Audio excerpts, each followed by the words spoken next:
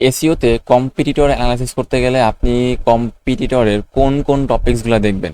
দেখেন, competitor analysis খুবই খুবই ইম্পর্ট্যান্ট, কারণ আপনার যে কম্পিটিটরগুলো আছে যেগুলো অলরেডি গুগলে হাই র্যাঙ্কিং করতেছে, তো তারা কিন্তু অবশ্যই তারা একটা ভালো এসইও করছে তাদের ওয়েবসাইটের জন্য। এসইও স্ট্র্যাটেজি হচ্ছে অ্যাপ্লাই করছে, তার জন্যই কিন্তু তারা এখন মানে র্যাঙ্কিং টপে আছে। তো আপনাকে অবশ্যই দেখতে হবে যে আপনার কম্পিটিটর হচ্ছে কোন কিওয়ার্ডগুলো ইউজ করছে, এবং কিওয়ার্ডগুলো ইউজ কিভাবে করছে, কিভাবে কন্টেন্ট লিখছে, কন্টেন্টগুলো কিভাবে প্লেস করছে বিভিন্ন পেজে। এবং আরও একটা যে ইম্পর্টেন্ট বিষয় চেক করতে হবে সেটা হচ্ছে যে কোন ধরনের ব্যাকলিংস ইউজ করছে। তো কোন ধরনের ব্যাকলিংস ইউজ করছে, কোন ওয়েবসাইট থেকে ব্যাকলিংস নিছে, ব্যাকলিংসগুলো কি পেইড নাকি ফ্রি ব্যাকলিংস, আপনাকে কিন্তু এই ফুল জিনিসগুলো চেক করতে হবে।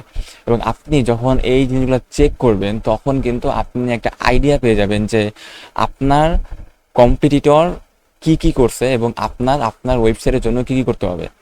সাপোজ আপনার কম্পিটিটর দেখলেন যে 10টা ব্যাকলিংস করছে, 10টা হাই অথরিটি ওয়েবসাইট থেকে ব্যাকলিংস করছে, তো আপনি তাহলে আপনাকে টার্গেট পেয়ে যাবেন যে তাহলে আমার ওয়েবসাইটের জন্য আমাকে 15টা ব্যাকলিংস করতে হবে বা 20টা ব্যাকলিংস করতে হবে।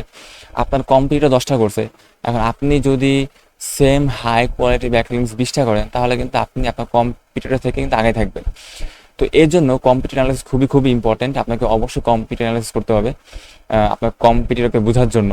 এবং কম্পিউটার অ্যানালাইসিস করে দেন হচ্ছে আপনি যে রেজাল্টটা পাবেন, আপনি চেষ্টা করবেন যে ওই রেজাল্টটা আপনার ওয়েবসাইটে ইমপ্লিমেন্ট করবেনই, এবং সাথে আরও বেশি ইমপ্লিমেন্ট করবেন যাতে আপনি আপনার কম্পিটিটর থেকে আগায় থাকেন।